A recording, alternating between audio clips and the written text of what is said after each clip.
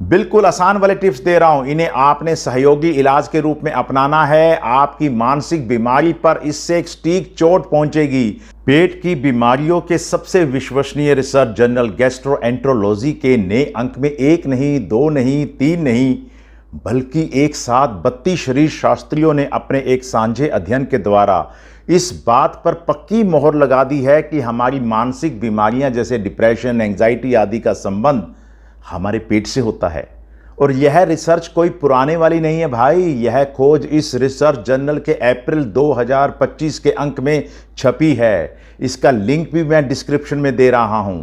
मैं अपनी वीडियोस के माध्यम से पहले ही बता चुका हूं कि अगर आपका पेट खराब है तो आपका मानसिक स्वास्थ्य भी खराब हो सकता है और वाइस वर्सा भी होता है, क्योंकि डिप्रेशन, एंजाइटी को कंट्रोल करने वाले न्यूरोट्रांसमीटर सेरोटोनिन और गाबा आदि हमारे गट में पैदा होते हैं। दवाइयों में डिप्रेशन का सबसे पहला इलाज एंटी डिप्रेसेंट SSRIs होती हैं, जो कई बार फायदे के साथ साथ आप में कुछ समस्याएं भी पैदा कर देती हैं, जैसे एंजाइटी और एनहेडोनिया और डिसमोटिलिटी, कॉग्निटिव प्रॉब्लम्स, कॉन्स्टिपेशन भी पैदा कर देती हैं, क्योंकि हमारी आज की दवाइयां सीधे रूप से सही निशाने पर काम नहीं कर रही हैं।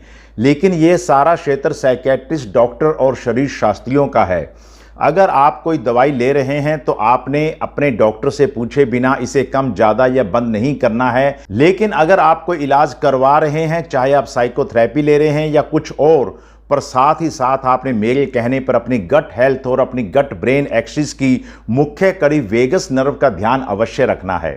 अपनी गट हेल्थ और वेगस नर्व का ध्यान रखकर आप अपनी मानसिक सेहत में एक बड़े वाला इजाफा कर सकते हैं। बिल्कुल आसान वाले टिप्स दे रहा हूं, इन्हें आपने सहयोगी इलाज के रूप में अपनाना है। आपकी मानसिक बीमारी पर इससे एक सटीक चोट पहुंचेगी। सबसे पहले आपने अपने तनाव पे नियंत्रण करना है, क्योंकि तनाव जरूरत से ज़्यादा होने पर दिमाग का ध्यान शरीर के बाकी हिस्सों की तरफ चला जाता है और पेट से हट जाता है, जिसके कारण पेट और आपके पाचन क्रिया में समस्या पैदा होने लग जाती है। इसके लिए आप माइंडफुलनेस और प्रोग्रेसिव मसल रिलैक्सेशन जैसी एक्सरसाइजेज भी कर सकते हैं। नंबर 2, बिना डॉक्टरी सलाह के आपने कोई भी एंटीबायोटिक नहीं लेना है, क्योंकि हर एंटीबायोटिक की डोज आपके पेट के गट के अच्छे वाले जीवाणुओं को नुकसान पहुंचा सकते हैं, जिससे दिमाग को पोषण नहीं मिल पाता है। नंबर 3, गट में सेरोटोनिन को बनाने के लिए जो अमीनो एसिड काम करते हैं वह दूध, पनीर, केले में पाए जाते हैं। इसकी एक अच्छी मात्रा कद्दू, सूरजमुखी के और चिया के और अलसी के बीजों में भी होती है। बादाम, अखरोट, पिस्ता, खजूर, इनमें भी ये अमीनो एसिड होता है और भरपूर मात्रा में होता है। आप इनका थोड़ा थोड़ा सेवन करके सेरोटोनिन को प्राकृतिक रूप से अपने गट में बढ़ा सकते हैं। नंबर 4, आप प्रोबायोटिक और प्रीबायोटिक फूड लेकर भी अपनी गट हेल्थ को अच्छा रख सकते हैं, जैसे ताज़ा दही, घर का बना हुआ अचार, याद रखिए बिना सिरके वाला, और इडली, डोसा, कच्चे फल, सब्जियां, छाछ और कांजी इत्यादि। नंबर 5, आपको अपनी वेगस नर्व का विशेष रूप से ध्यान रखना है, क्योंकि वेगस नर्व के द्वारा ही हमारी गट का ब्रेन से कनेक्शन होता है। वेगस नर्व को चार्ज करने के लिए मैं आपको कुछ बहुत ही आसान प्राकृतिक तरीके बता रहा हूं।